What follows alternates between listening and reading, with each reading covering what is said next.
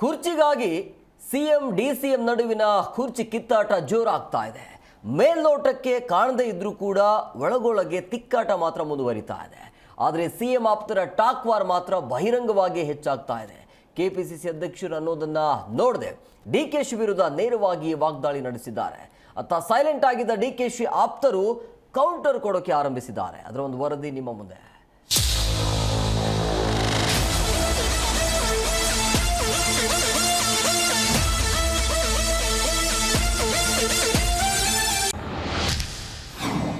CM DCM ಮಧ್ಯೆ ಮುಂದುವರಿದ ಗದ್ದುಗೆ ಗುದ್ದಾಟ. ರಾಜಣ್ಣ ವರ್ಸಸ್ ಡಿಕೆಶಿ ಮಧ್ಯೆ ಜೋರಾಯಿತು ಟಾಕ್ ವಾರ್. ರಾಜ್ಯ ಕಾಂಗ್ರೆಸ್ನಲ್ಲಿ ಶುರುವಾಗಿರುವ ನಾಯಕತ್ವ ಬದಲಾವಣೆ ಜಟಾಪಟಿ ಮಿತಿ ಮೀರಿ ಹೋಗ್ತಿದೆ. ಹೈಕಮಾಂಡ್ ವಾರ್ನಿಂಗ್ ನಡುವೆಯೂ ಮತ್ತೆ ನಾಯಕರು ಬಹಿರಂಗವಾಗಿಯೇ ಹೇಳಿಕೆ ನೀಡ್ತಿದ್ದಾರೆ. ಇದು ಪಕ್ಷ ಹಾಗೂ ಸರ್ಕಾರಕ್ಕೆ ದೊಡ್ಡ ಮುಜುಗರ ತಂದಿಟ್ಟಿದೆ.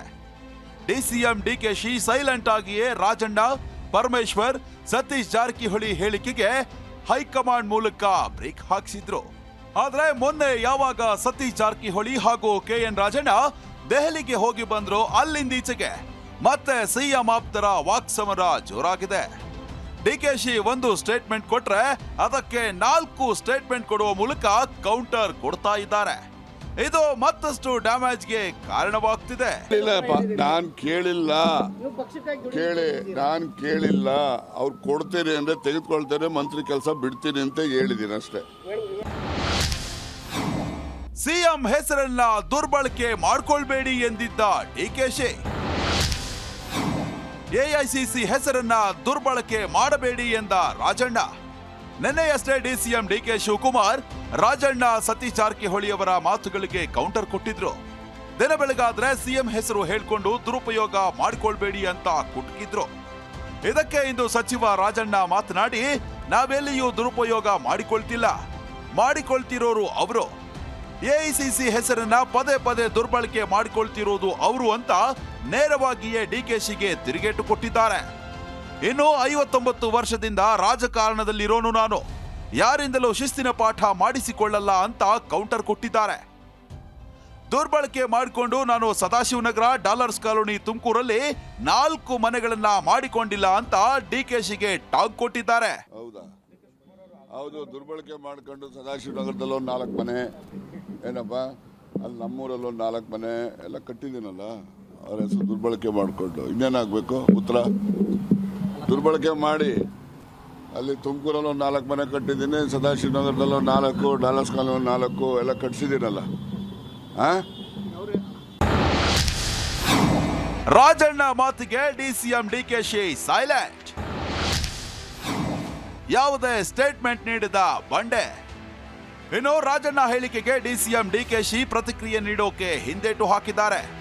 ಸುಮ್ಮನೆ ಸ್ಟೇಟ್ಮೆಂಟ್ ಮಾಡಿ ನಾನು ಯಾಕೆ ವಿರೋಧ ಕಟ್ಟಿಕೊಳ್ಳೋಣ, ಎಲ್ಲವನ್ನು ಹೈಕಮಾಂಡ್ ನೋಡಿಕೊಳ್ಳುತ್ತೆ ಅನ್ನೋ ಲೆಕ್ಕಾಚಾರಕ್ಕೆ ಬಂದಿದ್ದಾರೆ.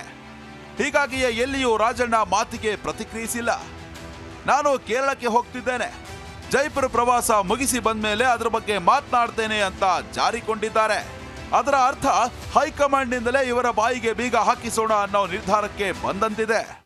ಚರ್ಚೆ ಬೇಡ. ಈಗ ಒಂದು, ನಾನು ಕೇರಳಕ್ಕೆ ಹೋಗ್ತಾ ಇದ್ದೀನಿ. ಕೇರಳದ ನಮ್ಮ ಪಾರ್ಟಿ ಪ್ರೋಗ್ರಾಮ್ ಇದೆ. ನಾಳೆ ಆಲ್ ಇಂಡಿಯಾ ಮಿನಿಸ್ಟರ್ಸ್ ಕಾನ್ಫರೆನ್ಸು ರಾಜಸ್ಥಾನದಲ್ಲಿದೆ. ಸೊ ಅದಕ್ಕೆ ನಾನು ಹೋಗ್ತಾ ಇದ್ದೀನಿ. ನಾನು ನಮ್ಮೆಲ್ಲ ಆಫೀಸಸ್ ಎಲ್ಲ ಹೋಗ್ತಾ ಇದ್ದೀನಿ. 2 ಡೇಸು ಅಲ್ಲೆಲ್ಲ ಭಾಷಣ ಮಾಡ್ಕೊಂಡು ಮಾತಾಡ್ತೀನಿ. ಚರ್ಚೆ ಬೇಡ. ಈಗ ಒಂದು, ನಾನು ಕೇರಳಕ್ಕೆ ಹೋಗ್ತಾ ಇದ್ದೀನಿ. ಕೇರಳದ ನಮ್ಮ ಪಾರ್ಟಿ ಪ್ರೋಗ್ರಾಮ್ ಇದೆ. ನಾಳೆ ಆಲ್ ಇಂಡಿಯಾ ಮಿನಿಸ್ಟರ್ಸ್ ಕಾನ್ಫರೆನ್ಸು ರಾಜಸ್ಥಾನದಲ್ಲಿದೆ. ಸೊ ಅದಕ್ಕೆ ನಾನು ಹೋಗ್ತಾ ಇದ್ದೀನಿ. ನಾನು ನಮ್ಮೆಲ್ಲ ಆಫೀಸಸ್ ಎಲ್ಲ ಹೋಗ್ತಾ ಇದ್ದೀನಿ. 2 ಡೇಸು ಅಲ್ಲೆಲ್ಲ ಭಾಷಣ ಮಾಡ್ಕೊಂಡು ಮಾತಾಡ್ತೀನಿ. ಕಾರ್ಯಾಧ್ಯಕ್ಷರಾದ್ರೆ 2 ಕೊಂಬು ಇರುತ್ತಾ?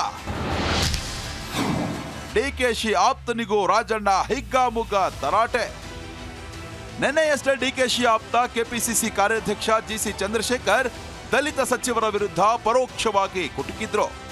ಹೈಕಮಾಂಡ್ ಬಹಳ ಸ್ಟ್ರಾಂಗ್ ಇದೆ, ಎಲ್ಲವನ್ನು ನೋಡ್ತಿದೆ, ಸುಮ್ಮನೆ ಇದ್ರೆ ಓಕೆ, ಇಲ್ಲವೇ ಮುಂದಿನ ಕ್ರಮ ಆಗಲಿದೆ ಅಂತ ಎಚ್ಚರಿಸಿದ್ರು. ಇಂದು ಅದಕ್ಕೆ ಕೌಂಟರ್ ಕೊಟ್ಟಿರುವ ರಾಜಣ್ಣ, ಕಾರ್ಪೊರೇಷನ್ ಎಲೆಕ್ಷನ್ ನಲ್ಲಿ 250 ಓಟು ಪಡೆಯೋಕೆ ಆಗಿರಲಿಲ್ಲ ಅಂತವನು ನನ್ನ ಬಗ್ಗೆ ಮಾತನಾಡ್ತಾನೆ. ಪಕ್ಷಕ್ಕೆ ಯಾವುದೇ ಕೊಡುಗೆ ಇಲ್ಲದಿದ್ರೂ 2 ಬಾರಿ ರಾಜ್ಯಸಭೆ ಸದಸ್ಯನಾಗಿ ಮಾಡಲಾಗಿದೆ.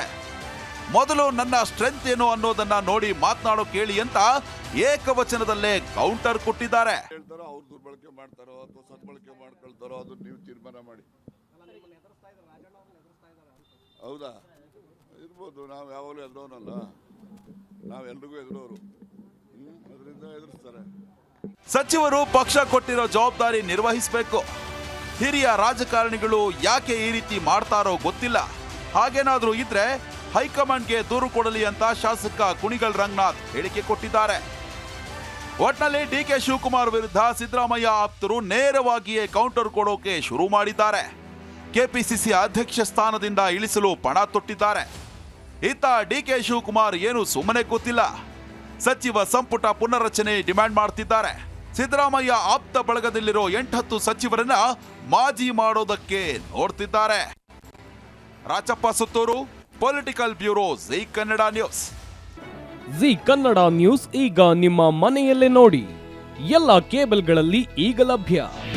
ನಿಮ್ಮ ನೆಚ್ಚಿನ ಜೀ ಕನ್ನಡ ನ್ಯೂಸ್ ಈಗ ಸನ್ ಡೈರೆಕ್ಟ್ ನಲ್ಲಿ number 292, Tata play number 1664, Jio TV number 1334, NXT digital number 30, in cable number 30, city networks 51, U digital number 162, GTPL number 17, Rockline telecommunications number 42, Shri Basaveshwara cable number 168, rural cable network 60, Vinayaka digital 57, Abhishek cable 821, city channel 53, Siddeshwara cable network 57, V4 digital Infotech 628, Surya digital networks 53, Gajanan digital number 836, Malnad Infotech private limited number 56, Metrocast number 830, Victory digital number 167ರಲ್ಲಿ ನೋಡಿ ಆನಂದಿಸಿ.